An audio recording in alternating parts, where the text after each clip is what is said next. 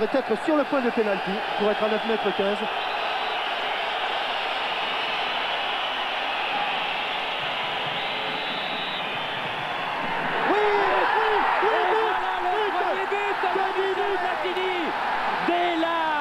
Troisième minute sur ce coup franc, Michel Platini ouvre le score.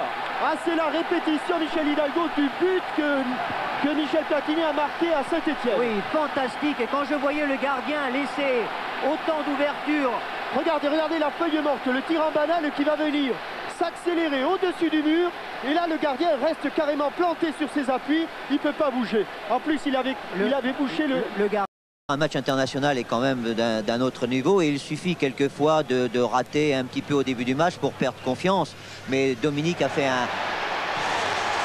Oh, quel but! But de Michel Platini! Oh, c'est fabuleux! But de Michel Platini à la 25e minute! Fabuleux comment? Alors que l'équipe de France était dans une situation délicate, un joueur d'exception comme Michel Platini libère tout le monde, libère le public et certainement tous les téléspectateurs avec cette frappe de demi-volée. On le voit Michel Platini au début, déviation de José Touré, il va lever sa balle et de demi-volée du pied gauche, elle part en plein dans le coin de Stojic qui a été un petit peu masqué par son défenseur.